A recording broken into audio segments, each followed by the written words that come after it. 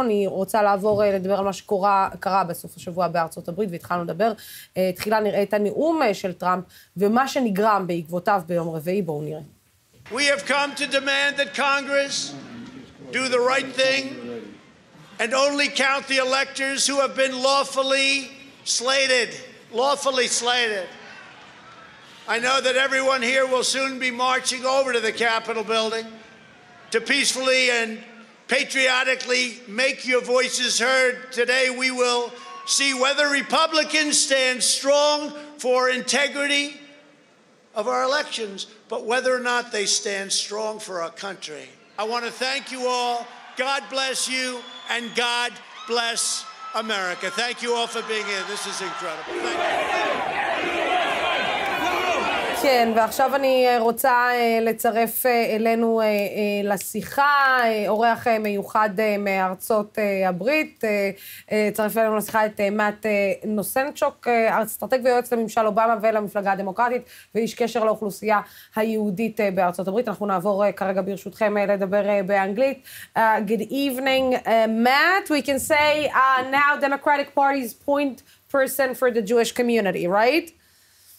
I did work for the Democratic Party during the 2020 election campaign as the senior advisor for Jewish outreach and worked closely with the Biden campaign in that role. So, Matt, what I'm trying to understand is what exactly happened during the weekend in Washington and why it took so long to some officials in the Republican Party to actually get up and say enough is enough after 4 years that Trump has done whatever he wanted, however he wanted, bullied, incited, humiliated. And what was exactly the point that got them to say, okay, I'm not taking part in this game anymore? Right. Thank you, Lucy, for the opportunity to appear on your program and for that question. I think, what happened this week in Washington at the U.S. Capitol was that the fever broke. There were a number of Republicans, including the Republican leader in the Senate, Mitch McConnell, and others, who really were using the Trump presidency to, game the system and advance their own political agenda. Then there also were in the Republican Party those who are the true diehard Trump supporters who really believed him, who, what we say is drank the Kool-Aid. They bought into his lies, they believed his lies, or and they refused to see the truth. And when he incited a mob to go to the U.S. Capitol and forcibly push their way in an effort to undermine and obstruct and prevent the counting of electoral votes. That was a bridge too far, a direct assault on democracy rooted in a big lie that he told. And when you played that clip, you didn't play the part where he said, march to the Capitol, and you have to be strong, you can't be weak. And it was another, nod to those who want to use force, who want to use his presidency and his power to advance their own, racist, white nationalist, anti-Semitic interests. Hi, this is Tal Schneider in the studio here in Tel Aviv. I'm wondering how come that so it's big days now, and we don't have yet a full account from the police of what happened inside the building. I mean, there was a shooting fight somewhere around the building. Where did it happen? How, the people died from what? I mean, some of them, we don't even know. There was one person who was let out on, she was shot, but the rest of them, and the officer, what did he die from? There are still a lot of questions that remain unanswered. That is for sure. And I'll just say, I worked in the U.S. Senate and in the U.S. House of Representatives as staffer. So I was in the Capitol building all the time. And the notion that a mob of angry rioters would force their way into the Capitol. And not only that, but go onto the floor of the House and the floor of the Senate. That is, sacrosanct space. That's, holy space in our democracy. Not anyone, only members of Congress can go onto the floor unless they have permission to bring outsiders onto the floor. So the notion that they would have gotten into the building and gotten into the House and Senate chambers is truly chilling. And it says something about the differences in how law enforcement reacts to people based on the color of their skin. And also it raises serious questions about whether some of the people in law enforcement were in any way kind of complicit or somehow sympathetic to some of the rioters. And that is certainly not the case for many and most of all of the law enforcement who are engaged. And if you look at the videos, you see some really courageous officers doing everything they can to prevent this mob from getting into the building. And in fact, one police officer gave his life, and there's a just absolutely horrific video of him getting crushed in the door as the mob pushes their way into the Capitol building. So there are a lot of questions, but you do have, one has to understand this is a huge building, and there's no question that they should have been better prepared. There was all kinds of information available to law enforcement.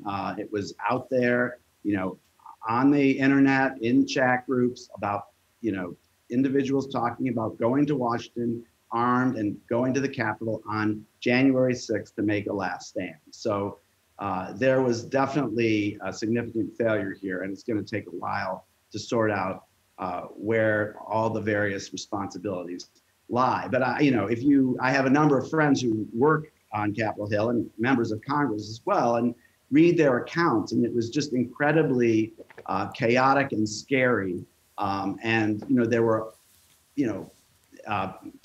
people from this mob all over the Capitol building, and many staffers and many members, running for cover. So it was a very complicated location, and it's going to take a lot of time before we figure out exactly where the failures occurred.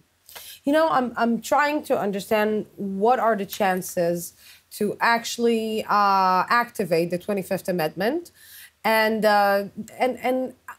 what would it help 10 days before the inauguration of Joe Biden, and why to do it? You waited so long. He's obviously not going to come to the inauguration. Why should Pence do this and activate the 25th Amendment and put this, as a stain on his head as the vice president who went out against the president in the last 10 days? I will say also it's even a little pathetic to do it after 4 years that this president done what he's done. Right. Well, I think that at the bottom line on that question to me is this cannot go forward without accountability. And there has to be accountability for the individuals who participated in breaking into the building. And some are getting arrested, and more will as well in the days and weeks to come. But there has to be accountability for those individuals who either incited this violence, which is, chief among them is the president, and those who aided and abetted this. And they are the members of Congress who chose to object to the counting of the electoral votes. Something that should have been a non-event became one of the worst days in American history. And it all comes back to the big lie that Donald Trump perpetrated. And he said he was going to perpetrate it before the election when he feared he would lose. He was not going to accept the results of the election.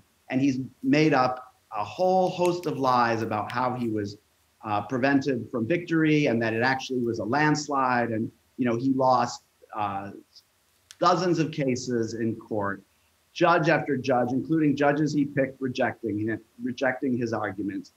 And he pushed it to the very limits to make a last stand in the Congress, telling Mike Pence to do something that he couldn't possibly do or wasn't constitutionally empowered to do, which is to reject the counting of the electoral votes. He presided over the Congress. And then, his backup plan, I guess, was to encourage this mob to go to the Capitol and prevent the count from actually going forward.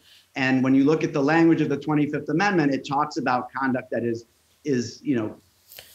that demonstrates an unfitness to serve as the President of the United States. And if this isn't that, I don't know what is. And I think it is critical for there to be accountability. And he's president today just as much as he was president 2 years ago, 3 years ago, and on January 20th. And he also, has certain benefits going forward after his presidency.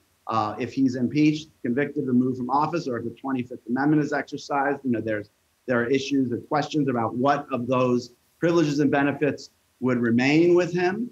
And also, importantly, is the ability of Trump to run for office again. But, if you look back to the impeachment that happened a year ago, and a lot of members of Congress said at that time, if we don't impeach and remove him from office now, he will feel like he has a green light to do this, to lie again, and next time it's going to be worse. And guess what? This is the next time, and it's worse. Matt, do you think that being off Twitter and off Facebook will, in a way, make the entire crowd that is still behind him feel the need to regroup and re-support him? So do you think that, the way it is right now without is freedom of speech, we must say it's a freedom of speech to incite, but without it, will his people be so insulted and furious so they will, be stronger together or so? Well, that reminds me of the point that Senator Ted Cruz made. Well, if we don't object and have an audit, there's not going to be credibility for those who are, the Trump supporters who believe his lies. And, the notion that a congressional audit would persuade them to believe that the election result actually went in favor of Joe Biden, that is not going to happen. These people are dug in. They are impervious to having their minds changed, it seems. So, the fact that he is off of Twitter, I view that the same way. First of all, there's not a First Amendment right to incite to violence. That's the limit of the First Amendment. One has a right to free speech, but one does not have a right to cry fire in a crowded movie theater or to incite a mob to violence. And Twitter is, it's a forum for many, many different voices, but it has standards. He violated those standards. He consistently misused Twitter, throughout his presidency to perpetrate lies. And finally, those who have responsibility over that platform stood up, pressured, I understand, by many employees at Twitter who said, this cannot stand. This is not what this platform was created to do. It cannot be misused in this way, even by the President of the United States. And if he wants to address the American people, he has other ways that he can do it. But, Twitter doesn't have to facilitate it. Matt, I wanted to thank you for having this conversation with us. Let's hope that the inauguration day will be peaceful and calm, and we will see transfer of power in a peaceful and respectable way, like it should be, and it should happen in the biggest democracy in the world. And we hope that we won't speak with you about these kind of things, and we will talk with you about better issues and better things in the future. Thank you so much for having this conversation with us. Into that. Thank you. Thank you. סיכום שלך, טל.